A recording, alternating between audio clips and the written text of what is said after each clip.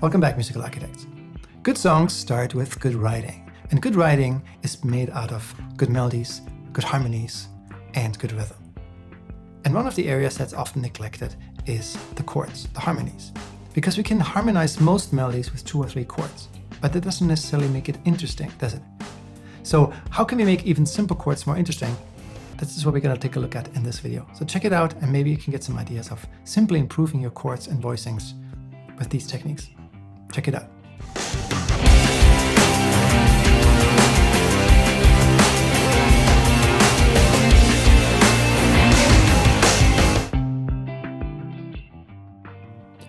How do you make your chords more interesting? The difference between an interesting emotive chord progression and a generic sounding chord progression is often not how many chords you use or how complex your harmonies are, but how you do the voice leading, how you connect those notes from each chord to the next. Let me show you what I mean. We could take some basic chords and play them in their root position as a triad, but honestly that would sound a little bit boring, a little blunt, like a beginner starting to learn to play the piano. So how do we make it more interesting, more emotive, something that moves us? For me, the trick is adding melodies. Start with simple chords, even if you're not a great piano player, and start making them more interesting by creating more melodic structures inside those simple chords. So let's finally get started and put some chords down. This is a great way. If you're new to this or if you're stuck, pick 4 numbers in a scale, simple as A minor or C major, and build some chords on top of that. For example, 1, 3, 4, 6. 4 chords. And from A to C to D to F. Now, how do we make these 4 chords a little bit more interesting? Yes, we could change the chords. We could introduce notes that are not in the scale, because right now we're using just notes from A minor. So let's try to make it more interesting with just these 4 simple chords. First thing I always do is widen my voicing. It's very simple to play a 1-3-5 chord on a piano. It's a little bit more complicated to play an inversion, so 3-5-1 or something like that. But there's many different ways you can spread a chord apart, and that might sound better than just a basic root structure. Let me show you what I mean by that. The C here could also be a C up here. And an easy way to make my voicing more interesting, I'm going to hold down Shift and select all the middle notes. I can select and unselect things in my arrangement window or in my piano roll. Holding down Option or Alt key and my arrow up and down, I can transpose notes up and down. So Option is step by step, Shift, Option, and arrows up and down are octaves. So what if I had my middle note from the lower C to the C4, and I now have a wider voicing. Same voicing, but... and it's very high, so I'm going to do this. I'm clicking in here, Command A selects all, and transpose everything down an octave. Exactly opposite way. Option, Shift, and arrow down. So again, I can click in the background now, background and Z if I want to see all my notes. It zooms in. Let's listen to this. So that already sounds a little bit more pleasing to my ears. But what if we start modifying this a bit? I like you to think of these 4 chords as 3 singers singing 3 voices.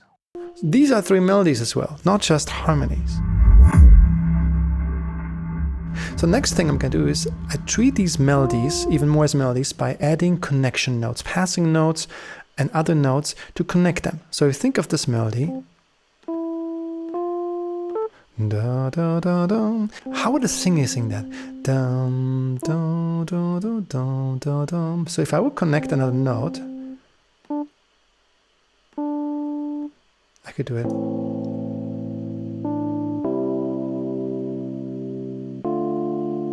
That probably wants to be repeated. That little motive.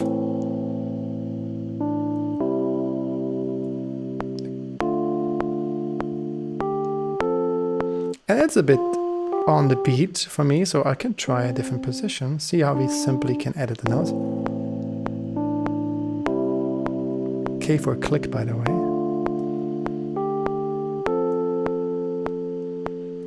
Let's embellish this a bit more. What if I go just with my ear?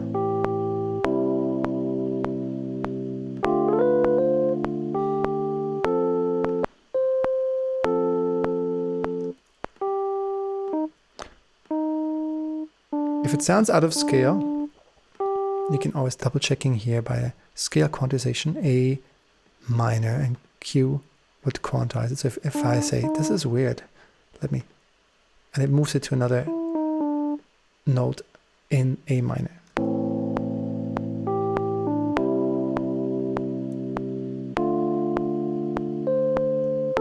I want to repeat that motif because that is what a hook often does.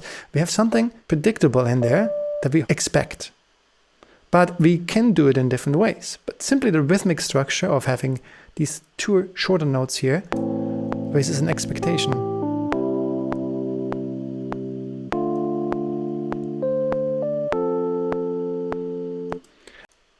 And then we can make these passing notes too. So I hear a little micro melody here.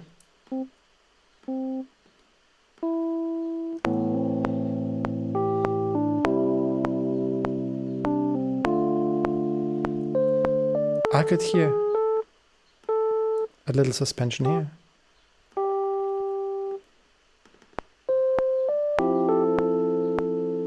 Okay, so my top melody is better. Sounds more like a singer would sing it than just a piano player hitting the basic chords. But not only the top voice can do that. We can do that with the middle voice, with the bottom voice. So let's try to make our other voices more melodic as well. The brain picks up the outer notes the most, the top melody and the bass, because they're not in the middle of a chord, which is harder to hear. So the next step I would try is make the bass more melodic. Try passing notes, suspension notes. Well, let's try that. And let's see if that helps the other chords.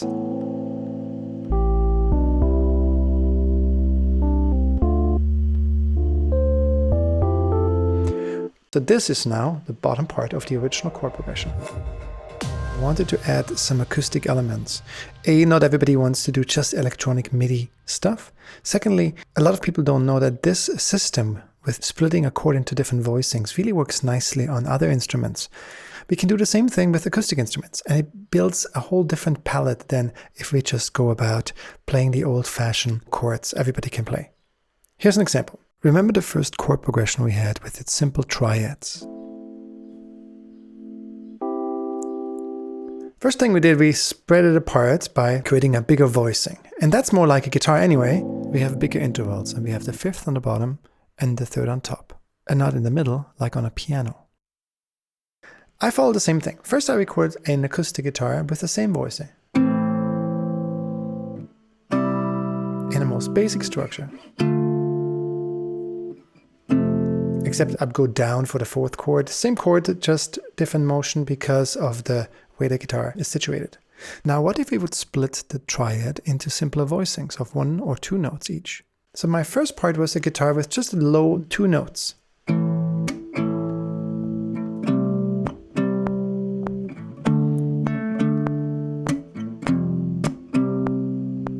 So this was the bass, the root note, and the fifth of the chord.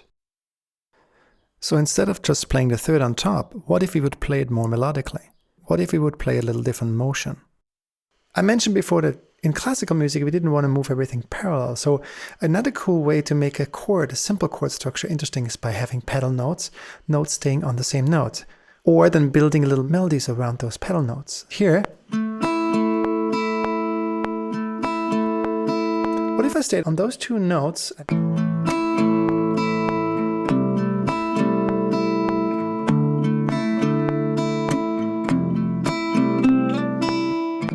When we did the piano in MIDI, we took the top voicing and changed the long notes into little melodies here and there. So I did the same thing on the guitar here at the end of the phrase.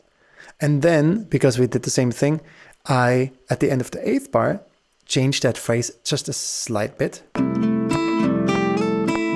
Instead of going down, I go up, which creates a bit more of a closure or a question and answer idea. And I didn't play the middle note of the chord, so I added the middle part, which sounds like this.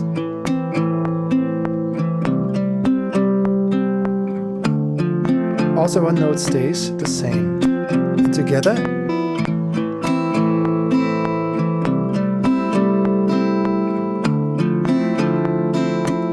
little forewarning, I panned them a little bit apart so they're not all hovering in the middle.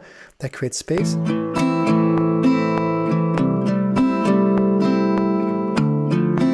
Something we do often in mixing. I could add the original 3-part guitar. See how that sounds, or if it's too much.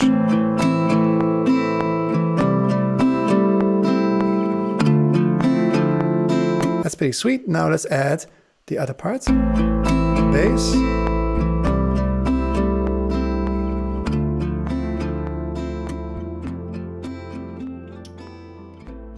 So I hope this made sense. Try it out for yourself. Here's a little recap. We picked 4 chords. We treated each voice as a separate voicing in these chords. So the top notes became one voice, and we made it more melodic by adding additional notes to make it more singable. We did the same thing with the bass and the middle notes. And once we have that, we can assign these voicings to different new tracks. So the bass notes can be copied to a bass track, and the middle notes to a lower register sound, and the top note can be assigned to a completely different sound. Depending on the style, of course, you will choose different sounds for these voices, but the idea is the same. And you can do it with acoustic instruments, electric instruments, and MIDI. And the same technique makes your chord progression much more interesting in no time. So thanks for watching, and let me know how it goes. If you want to go deeper, check out the links beneath and check out my courses and the free PDF, my song evaluation blueprint as well. Have a great day and stay creative. In any case, I hope to see you back here on YouTube for more free content. And I'll see you next time. Thank you so much for watching.